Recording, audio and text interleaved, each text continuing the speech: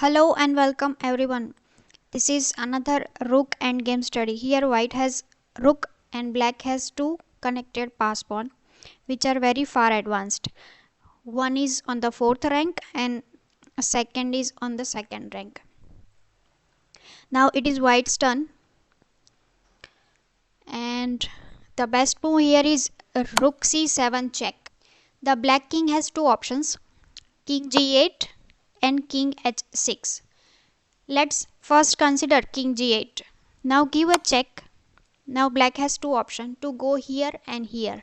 If black goes here, it is the direct opposition against the white king. So if rook moves here, then it is a checkmate threat and also attacking the b2 pawn. Let's consider King h8. Now again Rook b7 attacks the b2 pawn. Black defends by a3. Push the king on the g file. So now any check will be a checkmate for black king. So let's say black promotes. Then rook takes a2 and this is a checkmate. After rook c7, if king goes here, then rook c2, threatening a checkmate here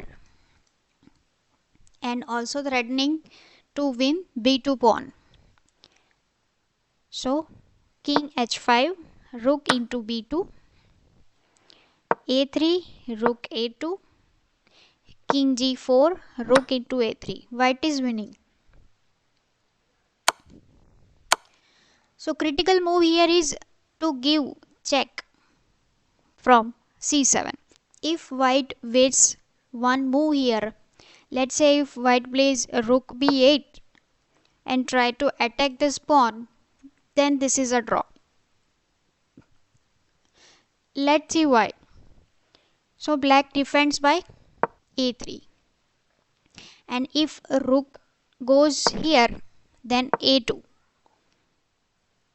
This pawn is unstoppable.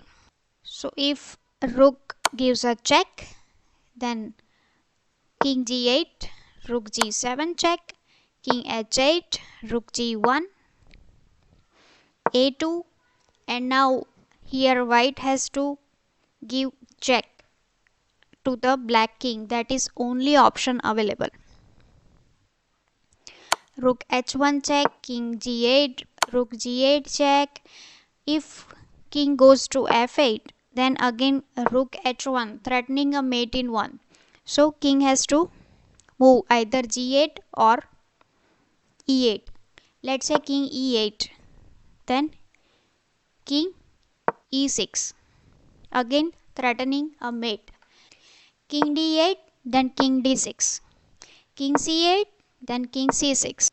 Here if king b8, then rook h8 check and king a7, rook h7 check, king a8, rook h8 check, king a7, rook h7 check. If king a6, then rook h8, again threatening a checkmate.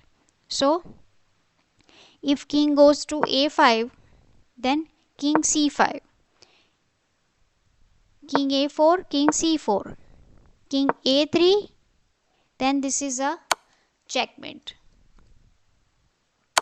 So king cannot go to a3, but black king has to shuffle like this. This is the second position. Here also white has a rook and black has two connected pass pawns which are far advanced. It is white to move. So winning move here is a rook d2 check. The king has several options like a3, a1 and b1. Let's consider them one by one. If king goes to a3, then it is a blunder. Why? Because a rook d3 check wins the pawn with a check. So king a3 not possible. If king a1, then king b3 traps the king and on the next move it is a checkmate no matter what black will play. If black plays g2, then rook d1 checkmate. If black plays h2, then rook d1 checkmate. If black plays king b1, then rook d2 is checkmate. So king a1 is also a blunder. So only square available for black king is king b1. Now white has to must go king c3. This is the only winning move.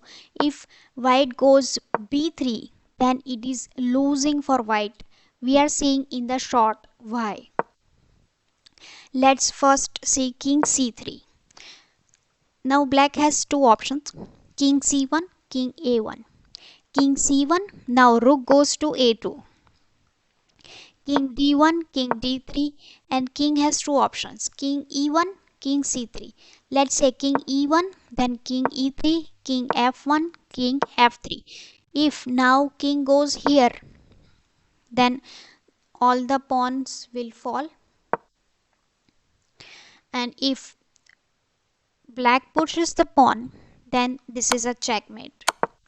So black has a only option to go king e1, but then also the black pawn will fall. So after king d1, king d3, king c1 back. But now white goes near to the black pawns. King e3 is must. So now if black plays g2, then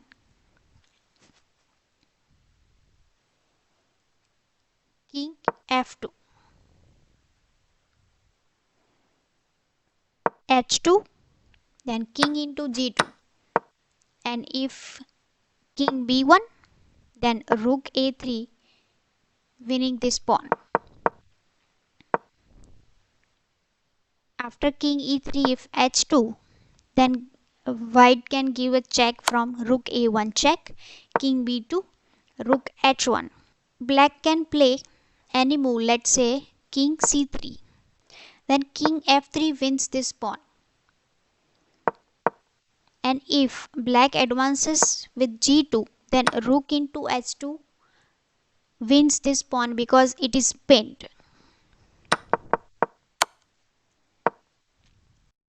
If black plays g2 instead of king c1, then rook d1 check, king a2, rook g1.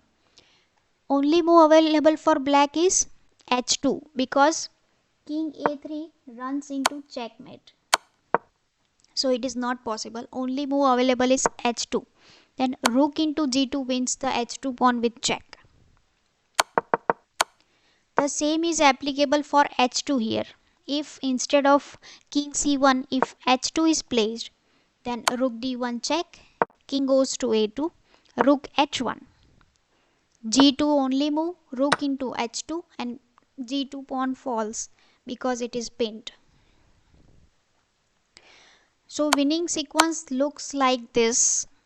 First give check, king must go b1, then white king must go c3. If king c1, then rook a2, king d1, king d3, king c1, king e3, g2, then king f7, and h2, then rook a1 check, and winning this pawn. Let's see if what happens if white plays king b3 here. This is winning for black because king c1, let's say rook a2, then g2, rook a1 check, king d2, rook g1, stopping this pawn, but black king is very near the pawn and black is winning here. King e2, king c3, king f2, kicking this rook from g1 square, rook d1, h2, rook d2 check, king f3, rook d3 check, king e4, rook d4 check, king e5. And there is no way to stop promotion of one of these pawns. So critical move here is after king b1, white must go king c3.